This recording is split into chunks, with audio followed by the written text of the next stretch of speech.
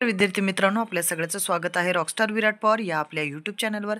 या व्हिडिओमध्ये आपण पवित्र पोर्टल मार्फत खाजगी संस्थांसाठी काही मार्गदर्शक सूचना आलेल्या आहेत, ज्यामध्ये दुसऱ्या टप्प्यातील शिक्षक पदभरतीकरिता नव्याने येणाऱ्या जाहिरातीमध्ये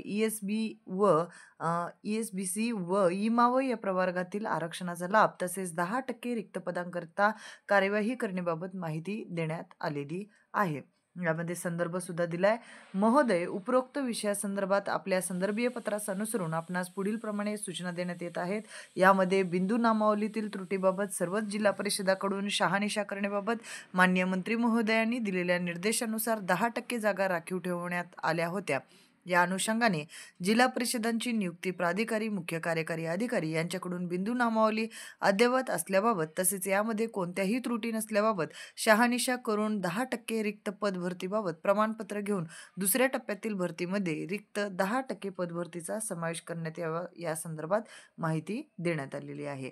याचबरोबर भरती प्रक्रियेतील अपात्र, गैरहजर व रुजू न झालेल्या उमेदवारामुळे रिक्त राहिलेली पदे उर्वरित उमेदवारामधून गुणवत्तेनुसार भरणे हा भरती प्रक्रियेचा एक भाग आहे. यानुसार यापुढील सर्व भरती प्रक्रियामध्ये अपात्र, गैरहजर व रुजू न झालेल्या उमेदवारामुळे रिक्त राहिलेली पदे उर्वरित उमेदवारांमधून गुणवत्तेनुसार भरण्यात यावेत या संदर्भात सूचना दिलेली आहे. पहा, अत्यंत महत्त्वपूर्ण ही सूचना आहे.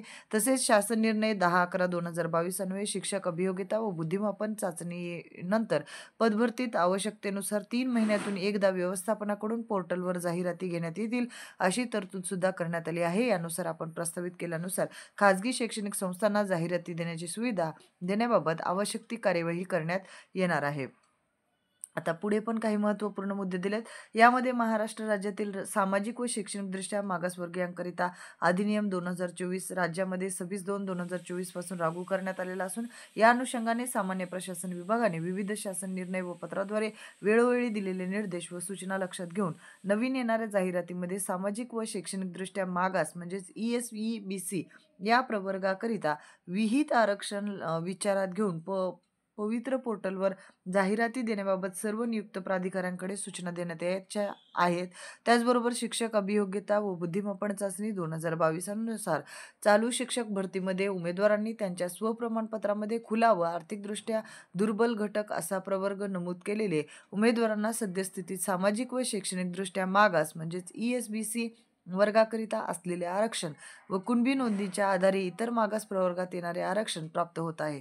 यास्तव सदर उमेदवारांना यापुढील येणाऱ्या जाहिरातीमध्ये प्राप्त होणारे आरक्षणाचा लाभ घेण्याबाबत स्वप्रमाणपत्रामध्ये बदल करण्याची संधी देण्यात यावी.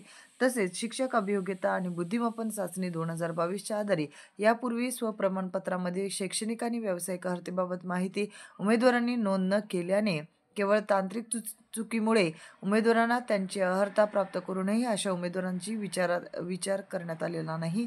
यास्तव 12/2/2000 पूर्वी विहित अर्हता प्राप्त असणाऱ्या सर्व उमेदवारांना यापुढील जाहिरातीमध्ये भाग घेण्याची संधी देण्याकरिता स्वप्रमाणपत्रामध्ये दुरुस्ती करण्याची संधी देण्यात यावी अशा स्वरूपाचे रिपोर्ट्स पुढे देण्यात आलेले आहेत. तर यामध्ये काही महत्त्वपूर्ण मुद्दे आपणास लक्षात आले, जेणेकरून ज्या उमेदवारांना पुढे पदभरतीकरिता अप्लाय करायचं आहे ते लक्षात येईल.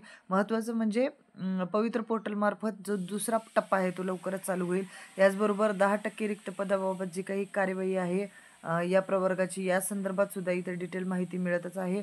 त्याचबरोबर अपात्र आणि गैरहजर जे उमेदवार आहेत ते रुजू न झाल्यास पण त्यांची पदभरती याच पदभरतीतून पुढे होईल. म्हणजे ज्या काही गुण आहेत आणि 3 महिन्याच्या साधारण ह्या कालावधीमध्ये परत एकदा जाहिराती देता येतील. त्याचप्रमाणे स्वप्रमाणपत्रामध्ये पण जर ज्यांना सुधारणा करायची तर त्यांना ती सुधारणा करता येणार आहे. धन्यवाद.